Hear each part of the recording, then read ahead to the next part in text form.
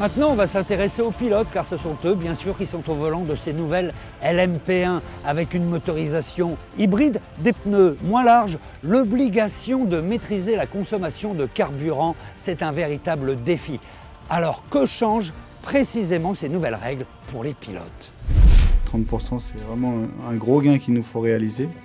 Donc on essaie de gratter un peu partout, sur le pilotage, sur le moteur, sur l'aérodynamique. Il faut se replancher dans toutes les données et puis essayer de comprendre où est-ce qu'on peut sauver un peu plus d'essence. Donc c'est assez technique, mais c'est passionnant. Donc déjà, il faut un petit peu changer son style de pilotage. Aujourd'hui, à chaque freinage, vous récupérez de l'énergie. Toute cette énergie récupérée va vous être restituée à l'accélération que vous avez désirée. Donc forcément, le but, c'est d'avoir le plus d'énergie gratuite, ce qui veut dire en récupérer le plus possible. Donc dans le passé, là où vous aviez tendance à lever le pied, des fois, ils vont me mettre maintenant un petit coup de frein pour récupérer. Pour les pilotes, la chose la plus importante est l'efficacité maximale. Et cela pourrait être réalisé grâce au style de pilotage, la façon d'aborder les courses, et ce sera différent selon les circuits sur chaque tour. Car chaque tour sera un retour à zéro en termes de niveau d'énergie que nous sommes autorisés à utiliser.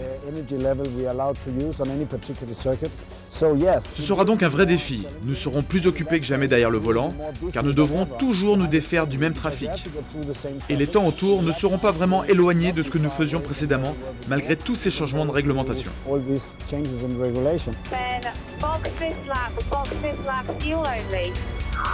Nous devons être très stricts avec les pilotes sur la quantité de carburant qu'ils peuvent utiliser.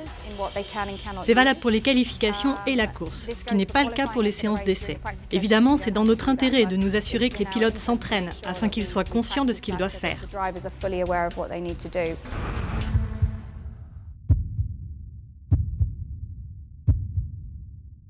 Et j'imagine, Pierre, que le pilote a une grosse influence sur l'usure de ses pneus. Bien sûr, Fred, selon leur style de pilotage, certains seront plus agressifs au freinage, d'autres plus coolés et donc davantage économes avec leur gomme. Mais le plus délicat pour les pilotes des voitures de pointe sera la gestion du trafic, étant donné la différence de performance entre les catégories.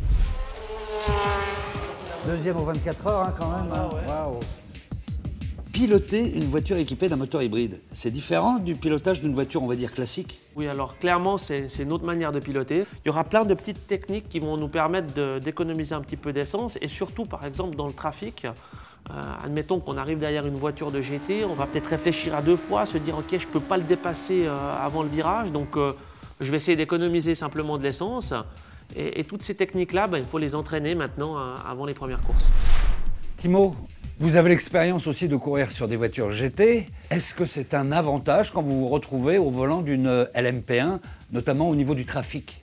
Je peux vous dire que d'être dans la position d'un pilote LMP1 qui double les voitures moins rapides est plus difficile.